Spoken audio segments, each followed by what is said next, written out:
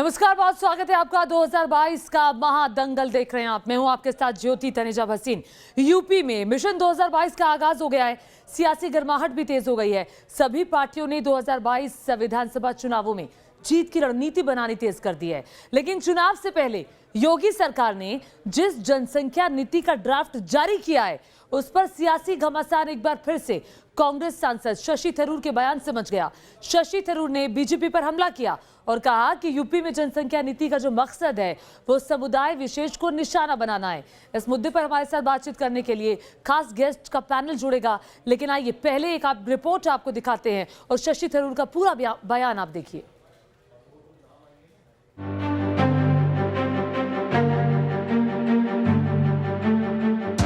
समाज के विभिन्न तबकों को ध्यान में रख करके इस जनसंख्या नीति को लागू करने का कार्य आज प्रदेश सरकार कर रही है। अगर समाज में जहां गरीबी है, वहां जनसंख्या वृद्धि का उसके साथ एक संबंध हो जाता है। यूपी में जनसंख्या नीति का ड्राफ्ट जारी करते हुए सीएम योगी साफ कर चुके हैं कि पॉलिसी में सभी वर्गों का ध्यान रखा गया है। ये केवल आबादी कंट्रोल का एक प्लान है, लेकिन इसी मुद्दे पर यूपी से लेकर देश की सियासत आउट ऑफ कंट्रोल हो गई है। विपक्ष सरकार के इस फैसले को 2022 के चुनाव से जोड़कर देख रहा है और योगी सरकार पर हमलावर है। विश्वास, धर्म और उपासना की स्वतंत्रता। पहले बोलने से बच रही कांग्रेस अब योगी सरकार की जनसंख्या नीति पर खुलकर मैदान में उतर गई है। क्या हो रहा है इस प्रदेश में और क्या आप सोचते हैं कि जनता मौन रहेगी, विपक्ष मौन रहेगा? कांग्रेस सांसद शशि थरूर ने सीधे सीधे बीजेपी पर हमला बोल दिया। आज ये दीवार परतों की तरह हिलनी चाहिए, ये बुनियाद हिलनी चाहिए। शशि थरूर ने एक इंटरव्यू में कहा, इस मुद्दे को उठाने के पीछे की बीजेपी की मंशा राजनीतिक है। इसका मकसद एक समुदाय विशेष को निशाना बनाना है। ये कोई इत्तेफाक नहीं है कि उत्तर प्रदेश, असम और लक्षद्वीप में आबादी कम करने की बात हो रही है, जहां हर कोई जानता है कि उनका इरादा किस ओर है। हमारी राजनीतिक व्यवस्था में हिंदुत्व से जुड़े तत्वों ने आबादी के मुद्दे पर अध्ययन नहीं किया है। उनका मकसद विशुद्ध रूप से राजनीतिक और सांप्रदायिक है। संसद के मानसून सत्र से एक दिन पहले कांग्रेस सांसद शशि थरूर के इस बयान पर सियासी विवाद शुरू हो चुका है। आज ये दीवार परतों की तरह हिलनी चाहिए, ये बुनियाद हिलनी चाहिए। बीजेपी ने शशि थरूर पर हमला बोल दिया है और कांग्रेस की तुष्टीकरण की राजनीति बताया। तो कांग्रेस पार्टी के नेता बीजेपी की राजनीतिक मंशा जरूर बता रहे हैं, लेकिन खुलकर शशि थरूर के बयान का समर्थन करने से बच रहे हैं। कांग्रेस पार्टी की इस परिपाटी को आगे बढ़ाने का काम शशि थरूर ने भी किया। जनसंख्या नियंत्रण का मसला कोई मजहबी मसला नहीं है, ये एक सामाजिक समस्या है और इसको जाति और मजहब से ऊपर उठकर देखना चाहिए। लेकिन यह दुर्भाग्य है कि शशि थरूर जैसा काबिल और पढ़ा लिखा नेता भी अब इस तरह की दकियानूसी बातें कर रहा है। समाज जो तुष्टीकरण की बात शशि थरूर ने की है, ये स्वीकार नहीं किया। हमेशा ये लोग चुनावी राजनीति में रहते हैं, ये तो बात सच है। और रही बात जनसंख्या के बिल की, तो इस पर व्यापक विमर्श आवश्यक है। जनसंख्या का नियंत्रण आवश्यक है, लेकिन जनसंख्या का बिल या नियम या और भी कुछ भी आए, वो चर्चा के बाद आए, वरना इसका हश्र भी काले किसान कानूनों की तरीके से। हमेशा ये लोग चुनावी राजनीति में रहते हैं, ये तो बात सच है। और रही बात, कांग्रेस शशि थरूर के इस बयान का समर्थन करने से इसलिए भी बच रही है क्योंकि यूपी चुनाव सामने है और कांग्रेस नहीं चाहती कि ऐसे बयान का समर्थन खुलकर करने से उसका बचा खुचा हिंदू वोट बैंक भी खिसक जाए। क्योंकि 2017 के विधानसभा चुनाव और 2019 के लोकसभा चुनाव में कांग्रेस इससे नुकसान उठा चुकी है। विधानसभा में सिर्फ 7 सीट और लोकसभा में सिर्फ 1 सीट मिली थी। हालांकि समाजवादी पार्टी भी योगी सरकार की जनसंख्या नीति के टाइमिंग पर सवाल उठा रही है। इससे बाकी मुद्दों से ध्यान भटकाने की प्लानिंग करार दे रही है। हमारा मानना है जनसंख्या वृद्धि एक सामाजिक विषय है, देश के विकास के लिए एक महत्वपूर्ण विषय है। इसे राजनीतिक उपयोग के लिए नहीं लाना चाहिए। 4 साढ़े 4 साल से सरकार है। ये बिल ऐसे प्रस्तुत किया जा रहा है जैसे सरकारी नौकरी करने वाले और नेतागिरी करने वाले ही सब जनसंख्या बढ़ाते हैं। योगी सरकार की जनसंख्या नीति को लेकर पूरा विपक्ष बीजेपी को घेरने में जुटा है और संसद के मानसून सत्र में इसको लेकर हंगामे के आसार भी हैं। लेकिन गौर करने वाली बात यह भी है कि जो कांग्रेस यूपी में योगी सरकार की जनसंख्या नीति पर सवाल उठा रही है। राजस्थान में उसी कांग्रेस की सरकार है और वहां 2 बच्चों वाली पॉलिसी लागू है। ऐसे में कांग्रेस के दोहरे रवैये पर सवाल खड़े होते हैं। Team news nation. देखिए, सवाल तो डबल स्टैंडर्ड पर भी उठ रहा है। राजस्थान में 2 बच्चों की पॉलिसी, अगर यूपी में ड्राफ्ट बना तो फिर आपको राजनीतिक मंशा नजर आ जाती है।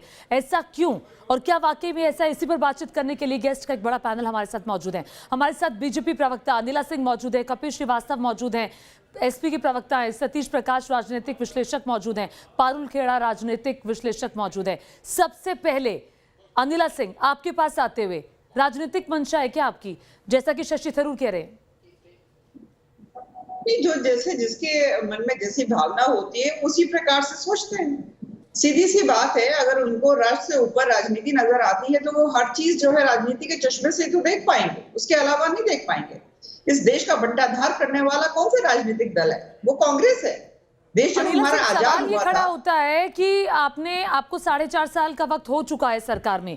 योगी 4.5 साल बाद इस मुद्दे की क्यों याद आई? इसीलिए मंशा पे सवाल खड़ा होता है।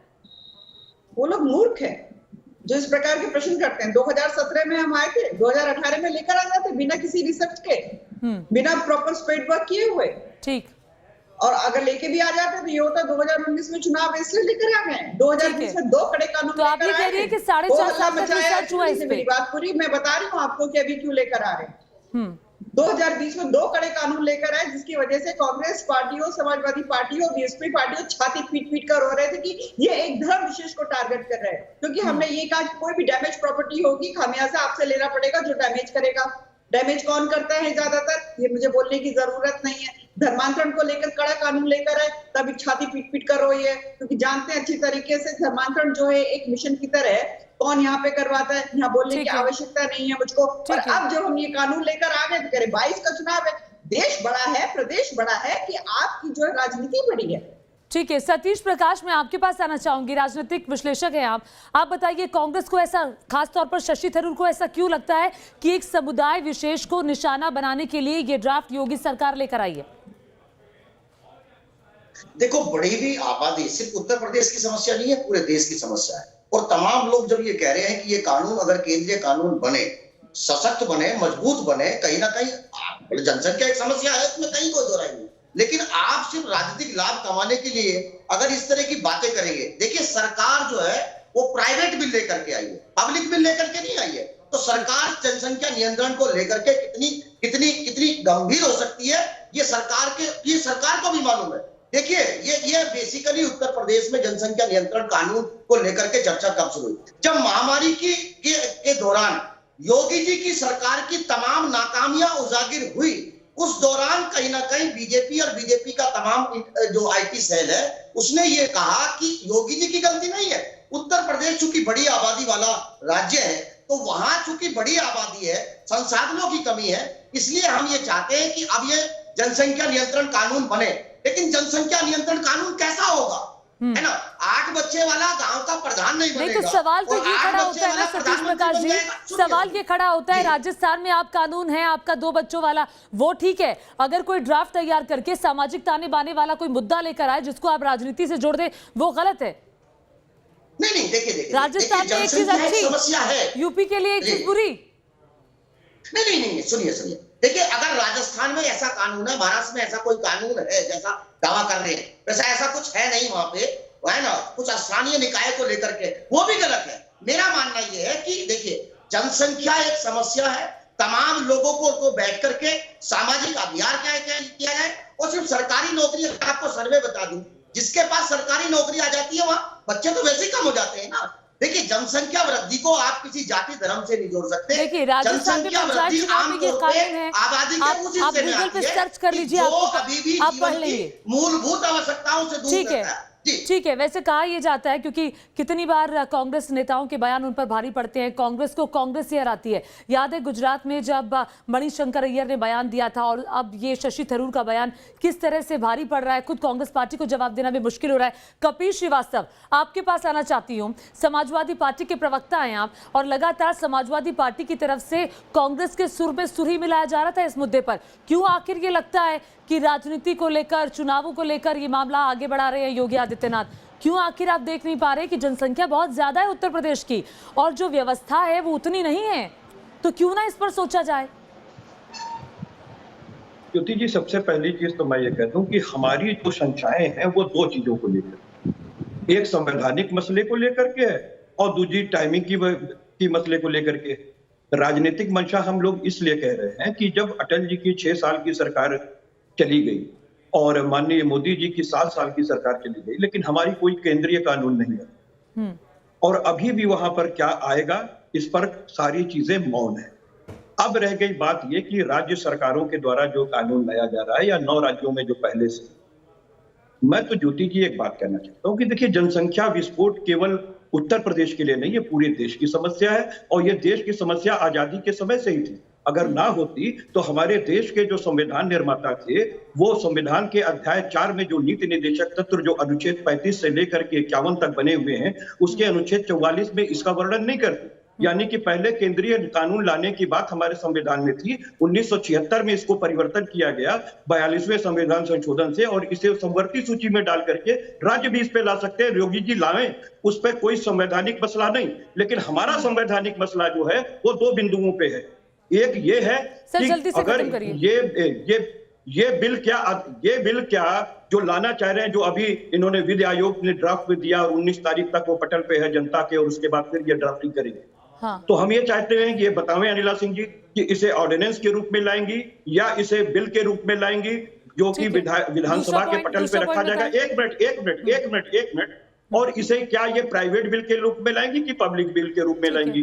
और अगर ऑर्डिनेंस के बिल के रूप में ला रही हैं तो ये गैर संवैधानिक होगा, क्योंकि इनकी सरकार ही 6 माह की बची हुई है और 6 महीने के बाद उसे स्वीकृत कराना होता है विधानसभा के अंदर, या दोबारा उसको ये बढ़ा सकते हैं, क्योंकि इनकी सरकार यहाँ कंटिन्यूटी में नहीं होगी। अगर ये ऑर्डिनेंस के रूप में लाती हैं तो ये गैर संवैधानिक होगा, ये संविधान की हत्या करेंगे। ठीक है, मैं अनिला सिंह के पास इसका जवाब लूंगी, लेकिन पहले मैं पारुल खेला के पास चलती हूँ। राजनीतिक विश्लेषक हमारे साथ जुड़ रहे हैं। पारुल, आपको क्या लगता है कि टाइमिंग पर विपक्ष सवाल उठा रहा है? कांग्रेस पार्टी हो, समाजवादी पार्टी हो, बीएसपी हो, लेकिन बहुत खुलकर भी नहीं बोल रहे। अब शशि थरूर का बयान आया है कि देखिए एक समुदाय विशेष को निशाना बनाने के लिए, आप क्या रीड कर पा रही हैं? जी बिल्कुल, बड़ी हैरानी की बात है कि ये जितने भी पार्टी है, जितने भी विभिन्न पार्टी बात कर रही है, ये सब अग्री करते हैं कि आना चाहिए, बट उसके बाद भी ये विरोध करती है कि यूपी में नहीं आना चाहिए। अगर आपको शुरू करनी है तो आप यूपी से भी शुरू कर सकते हैं। यूपी एक ऐसा राज्य है जिसकी जनसंख्या सबसे ज्यादा है, यही नहीं दुनिया में भी वो 5वें स्थान पे आ रहा है और अगर इसी तरीके से आबादी बढ़ती रही तो वो बहुत जल्दी 4थे नंबर पे भी आ जाएगा। तो क्यों नहीं हम एक ऐसा मॉडल तैयार करें यूपी से जो कि फिर देश भर में लागू हो जाए। तो ये मुझे समझ नहीं आता, एसपी के प्रवक्ता जब भी बोल रहे थे। दूसरी मैं बात ये पूछना चाहूंगी कि कानून तो सबके लिए एक है, ये लॉ ऐसा तो नहीं कि हिंदू के लिए है और मुसलमान के लिए नहीं है या मुस्लिमों पे लागू होगा।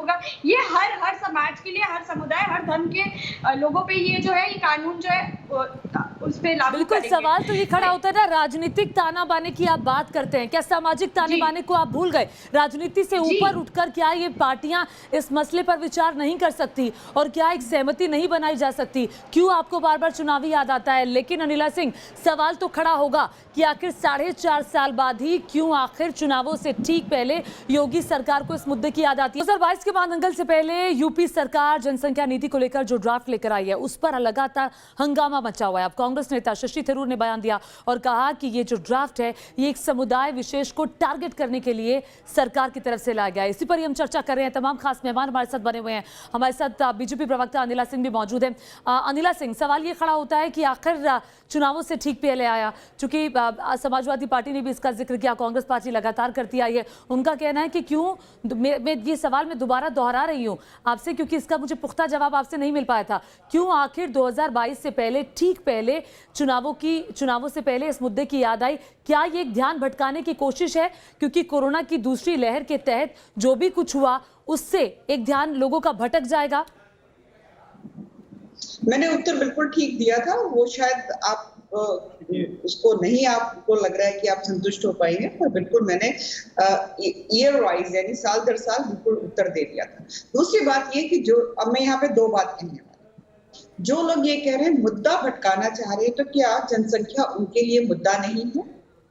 आज की तारीख में अगर हम देखें, प्रैक्टिकली देखें, विश्व की सबसे बड़ी आबादी वाला मेरा देश हो चुका है, तो ये उनके लिए मुद्दा नहीं है। अगर हम जनसंख्या की बात करते हैं, उसके ऊपर एक नीति लेकर आते हैं, तो ये कह रहे हैं कि मुद्दा भटकाने की बात है, यानी आप बढ़ती हुई आबादी को कोई मुद्दा मानते ही नहीं है। दूसरी बात, चाहे वो शशि थरूर हो या और कोई राजनीतिक नेता हो, चाहे प्रियंका वाड्रा हो, चाहे कोई भी और राजनीतिक नेता हो, चाहे वो बहन जी हो और चाहे वो अखिलेश यादव जी हो, कोई भी हो, अगर वो ये कहते हैं कि ये एक धर्म विशेष को टारगेट कर रहे हैं, तो इसका मतलब वो ये मान रहे हैं। ज्योति जी, इनसे मेरा प्रश्न का भी उत्तर ले लें। इसकी रूट कॉज है, वो इसकी रूट कॉज है। कपिल जी, मैं उनसे उत्तर लूंगी, लेकिन मुझे ये बताइए, बेरोजगारी के आंकड़ों की आप बात करते हैं, आप कहते हैं कि बच्चे बहुत ज्यादा कुपोषण के शिकार हैं, तमाम तरह की समस्याएं हैं। अगर जनसंख्या नियंत्रण में रहेगी तो इन समस्याओं का भी तो समाधान होगा। ये बात तो आपको भी आगे बढ़ के समझनी चाहिए।